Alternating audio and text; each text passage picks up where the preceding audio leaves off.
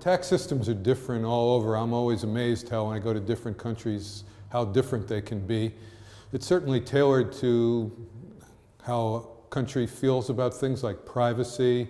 It depends on the economy, for example, how big the underground economy is.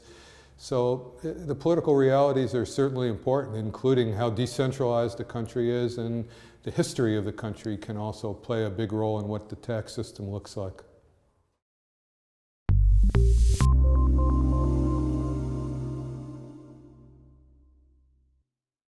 Of course, as the world economies and individual economies have gotten more globalized, a country has to think about how their tax system affects the movement of capital from outside the country into the country, the movement of people outside the country and inside the country. So it's really impossible now for any country to make informed decisions about tax policy without thinking about those issues.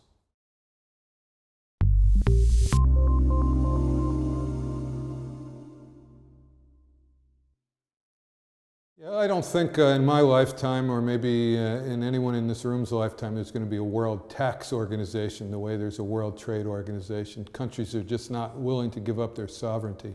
But I do think we'll see, and we are seeing, more of an exchange of information to help countries enforce their own tax systems. Because if, say, an American citizen earns income abroad, it's just hard for the U.S. on its own to monitor that. So the help an exchange of information across countries, I think, is more and more important.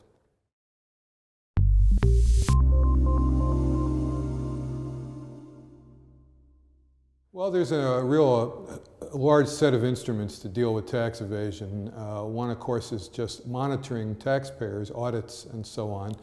But another really important thing is information reporting. The tax authority needs to get information about people who might potentially evade. So in the US, they're trying to expand the information reporting. For example, just a few years ago, credit card companies now have to report to the Internal Revenue Service about any purchases that a company makes that use credit cards. And so the idea is that the more information the tax authority has, the better they can do the job. And so I expect that we're going to see an even greater expansion of this kind of information reporting.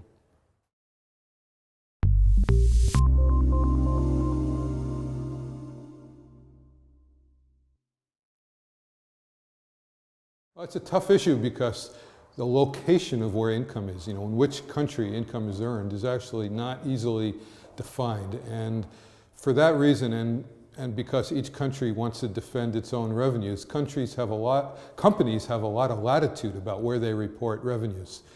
Now, whether that means that there should be zero taxable income in Spain, I can't tell. But it's a difficult issue, and each country is thinking about it, and it's exactly the kind of issue where multilateral cooperation is very important.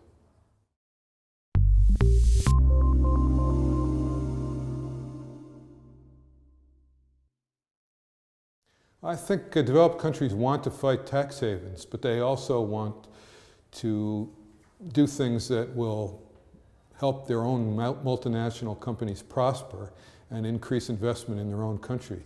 So it's a dilemma. They want both to defend their revenues and to have policies that encourage prosperity, more investment. And those things often don't go well together. So this is an ongoing issue in every country of the world. I do think that in the last few years, there's a lot more attention paid to cracking down on tax havens. The OECD has a very large initiative about this. I'm not tremendously optimistic, though.